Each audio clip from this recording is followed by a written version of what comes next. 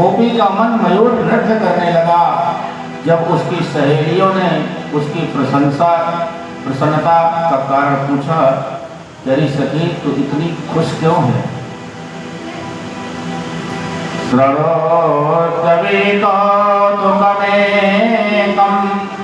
नंदन के काम गणे मया दृष्टम गोधूली धूसरितांग नृत्यति वेदांग सिद्धांत। एक विचित्र दृश्य देखा मैंने कि गाय की धूल से धूसरी अंग वाला वेदांत प्रतिपाद्य ब्रह्म आज नंदरानी के आंगन में नाच रहा है। इतनी बात जब गोपियों ने सुनी तो उनके नेत्र पिपासु हो उठे महाराज देखने के लिए। दर्शन किस प्रकार मिले? यहाँ से चित चोर की माखन चोरी प्रारंभ होने जा रही है। ग्वालों को साथ लिया, टोली बनाकर पड़ोसियों के घर में माखन खा रहे हैं।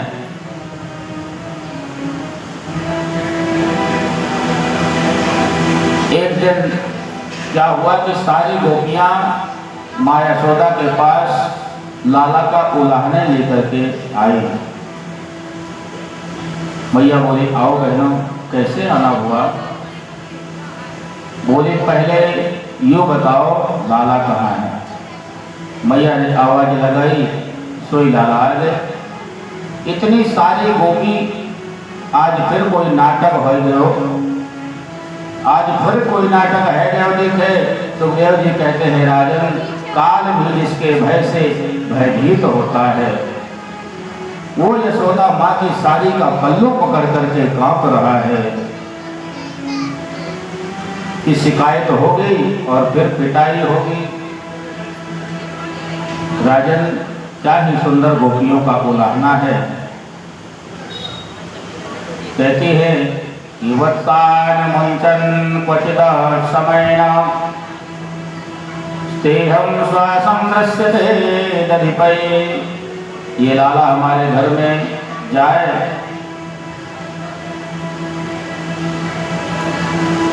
और घर में जाकर के बछड़ों को जाकर के खोल देता है और खोल करके भाग जाता है।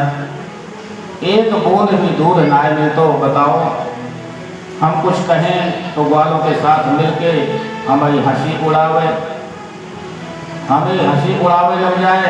ये माखन की चोरी भी करे, बड़ा नुकसान करे ये सब ग्वाल बाल। लेकिन लीडर तो यूं ही सबन को लीडर तो यूं ही है।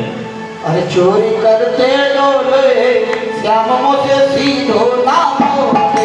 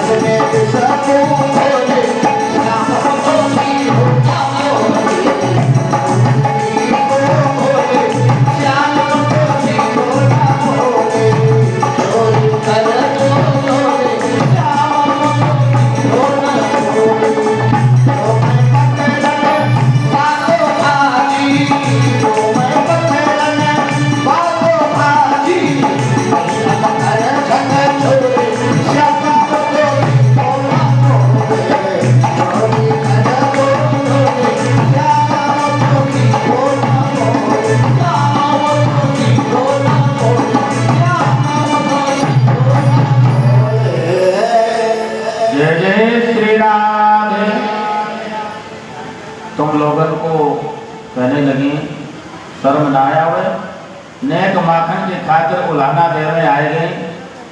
ज़्यादा परेशानी होए तो हमारे यहाँ के जितनो मन करे माखन ले जाओ, कोई कमी थोड़े ही है। गोपी बोली आप तो खामखा नाराज हैं। अच्छा, गोपियों का उलाहना तो एक बहाना है, वो तो लाला को देखने के लिए बार बार उलाहना लेके जाती हैं।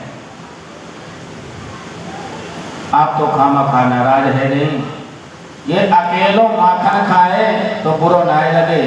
ये तो पूरी बाल गोपाल चौर विद्या प्रचार मंडली को अध्यक्ष है यो, और सबको लेंगे धावा मारे और बड़ो नुकसान हो तो है। नंदरानी या यशोदा ने लाला की तरफ देखो,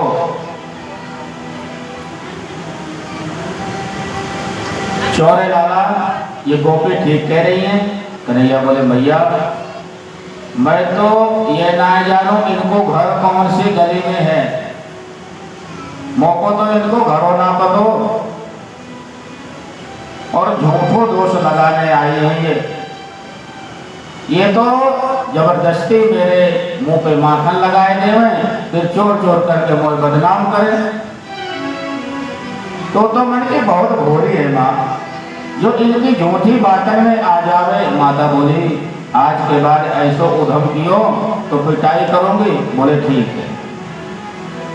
सुखदेव जी कहते हैं राजन देखो,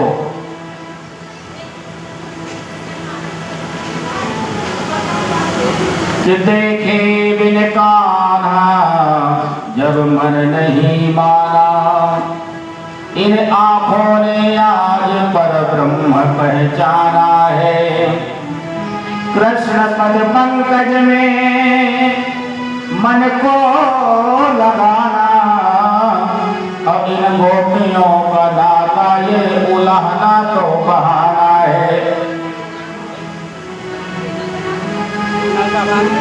शास्त्र भी ब्रज की महिमा का बखान करते हैं, ज्ञानी संत ब्रज की रज का गान करते हैं। महाराज रमण रेत ले क्यों नहीं, अकियो न यमुना पान, रे मन तो समझो नहीं, ब्रज के तत्व महान।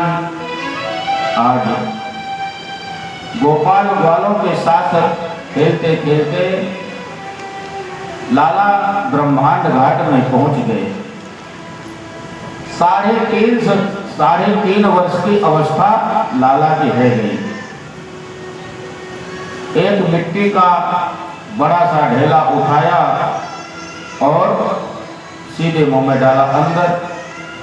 ब्रजवासी सब मिलके लाला के हाथ पकड़ के और मैया के पास में लाला को ले गए। मैया तेरे लाला ने आज माटी खाई है।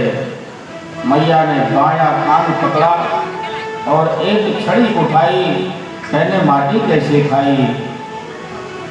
कस्मान मृदन महान दातन भवान भक्षितवान वदन्ति नावगाहे दे कुमारास्ते गजोक्यम। माँ कहने लगी चौरे मरकट बंधु तेरे सखा कह रहे हैं कहने माटी खाई है। राजन अब ये हरिश्चंद्र जी क्या बोल रहे हैं जरा ध्यान से सुनिएगा। ना हम भक्षितवानंब सर्वे मिथ्या विनाम सिनः, यदि सत्य दृष्टि समक्षम पश्यमे मुखम। ये सब तो झूठे हैं माँ, मैंने माटी नाय खाई। कि मैया मोरी मैंने माखन खायो, मैया मोरी मैंने ही माटी खायो। मैया मेरी मैंने माखन खायो, मैया मेरी मैंने ही माटी खायो। मैया मेरी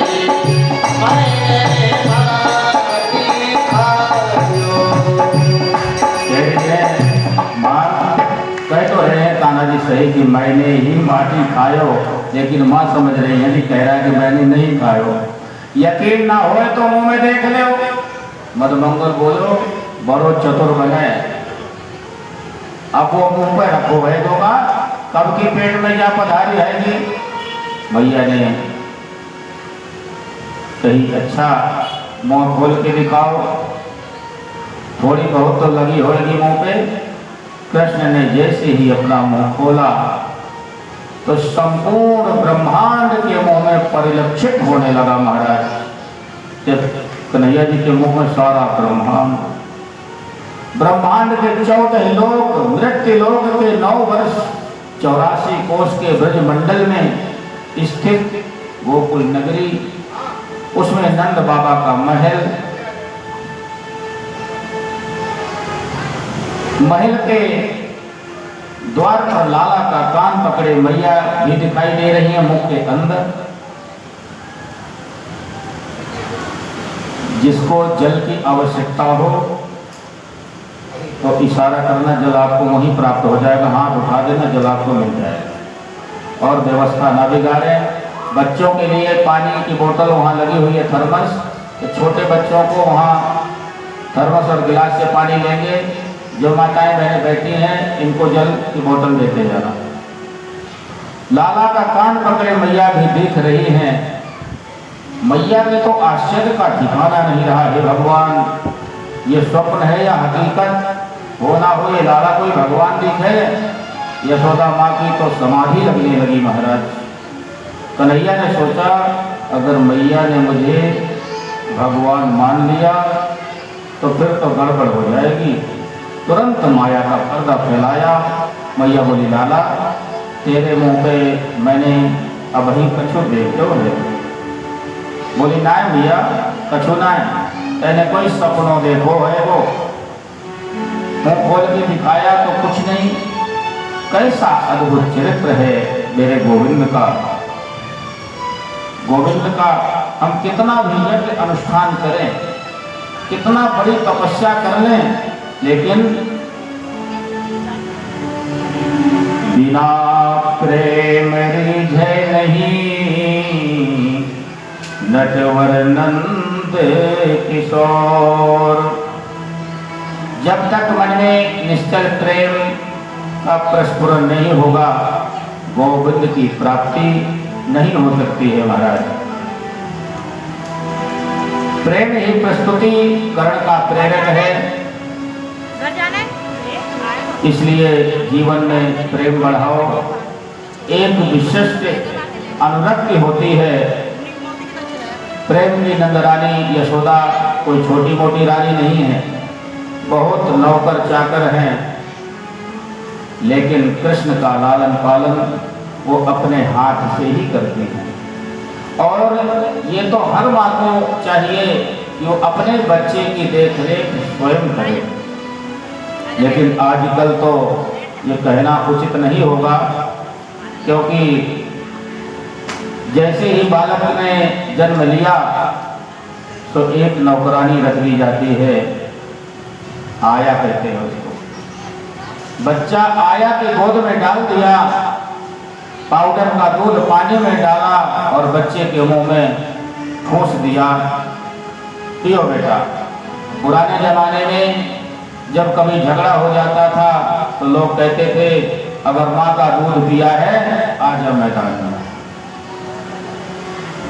अब यहाँ जब बोतल का पिया है तो सामने क्या खा खाएंगे, सामने नहीं आते हैं।